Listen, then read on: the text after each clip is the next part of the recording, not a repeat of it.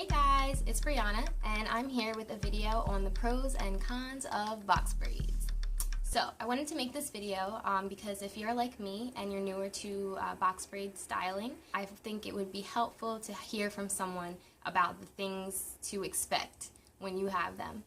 So, we're going to just start off. I'm going to go back and forth between pros and cons. These are things that I've experienced personally, so they could change depending on the person. But my first pro is the style change and versatility that you get when you have box braids. So anyone can get box braids, whether you're natural or relaxed, but I'm speaking obviously from a natural perspective. And I usually have really big hair, afro, and I love it.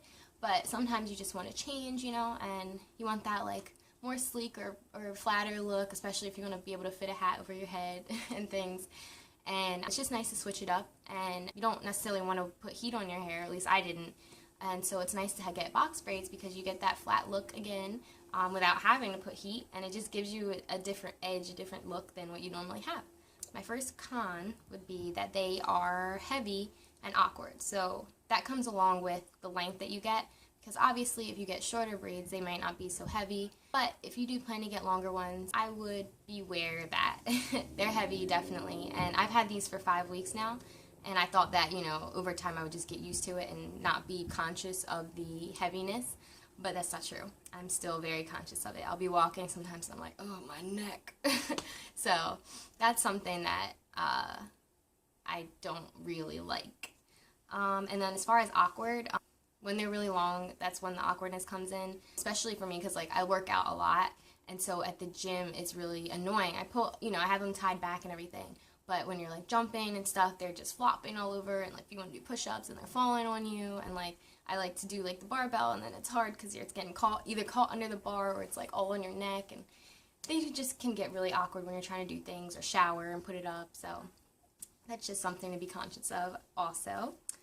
And my second pro is that it's low daily maintenance.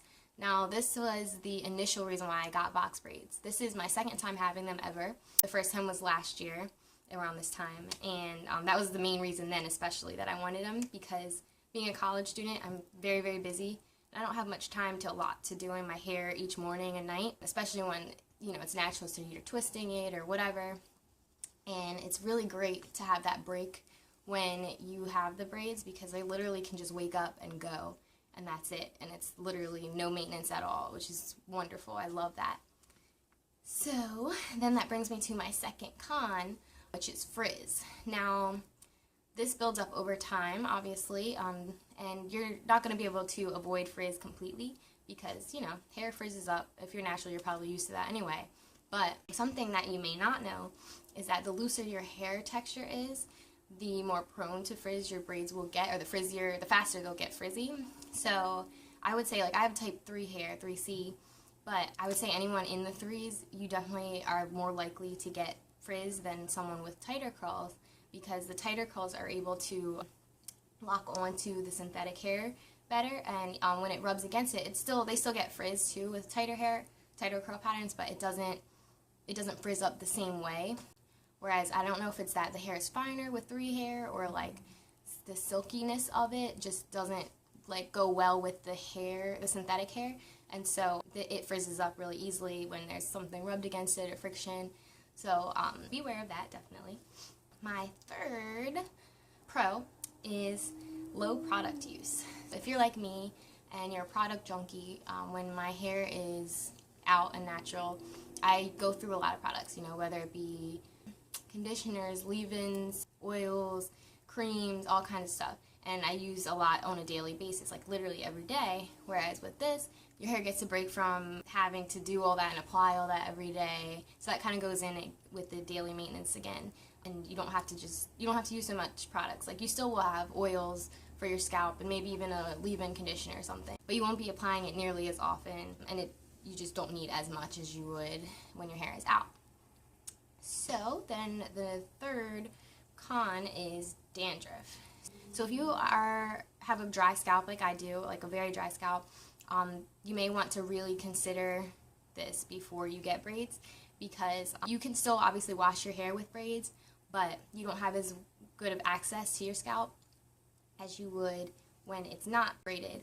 And a lot of times, people, when your hair is braided, you don't wash it as often as you would when it's not. So that causes more buildup, and you can see it. You know, you can see the dandruff or things like that. And even if you do wash it weekly or whatever, however often you normally would, you can see the dandruff a lot more because scalp is exposed. And if you do wash it, sometimes even the dandruff will come off of your scalp, but it might get stuck in the braid, which is something I've experienced. And then you either have to like sit there and try to pick it out of them all, or it's just going to sit there and you can see it. So that's definitely something to be aware of. And the fourth pro is that it's protective for your ends. One of the main reasons people get box braids is because it's a protective style, and your ends are the oldest part of your hair, so they break off the quickest and the easiest, and they get a lot of manipulation on a daily basis when your hair is not tucked away. But with braids, it's tucked away, and they're not getting like constantly like worked and scrunched and things, so your hair is able to maintain length better, most likely, when you have braids. So that's always great. And my fourth con is pulling, slippage, and having to redo your hair. Some people do experience breakage, even though it's good for your ends. Some people experience breakage around their scalp, their edges and things, if their braids are done too tightly, which I haven't experienced that, but I do experience slippage, which if you look in my last video when I redo my braids, you'll see that before I redid them, from being active and things, my braid slips down, so instead of it starting like right at the root, it started like halfway down. So you see like on my hair, and then the braid starts lower. Now the problem with that is that number one, it looks bad, and number two is that that's pulling on your hair, so putting a lot of tension on it, which can cause breakage, and that's not healthy for your hair. So then that's one of the other reasons, apart from the damage, that I redo my hair weekly, just around the front and the edges, the parts that slip. So that's definitely something to be aware of. And again, that's something that I think it happens to can happen to every hair type, but I think that the looser your curls, or the silkier, I guess, your hair is, the more prone to that you are, because the hair, again, slips easier on looser hair patterns. That brings me to my fifth and final pro, which is that it's easier to visually see growth in your hair when you have protective styles, or especially when you have box braids. So what I mean by that is your hair, if you're taking care of yourself and your hair, and you're eating right, drinking lots of water, your hair is going to grow regardless. But sometimes when you're seeing it out every single day, it's hard to actually see or like keep track of the growth yourself unless you're taking pictures constantly. But with braids, you can tell, again, you do get slippage sometimes, but with the parts, especially like back in your head more, you can tell how much it's growing by how far down it's come off of the braid, because that means that your new growth is coming in. So if you visually want to see how much your hair is growing weekly or monthly, your braids is a good way to be able to do that, because then you can track like, oh, it grew about like 1/4 inch or whatever. So yeah, that's always nice if you're trying to track your growth and keep up with it. And then my fifth and final con is removal.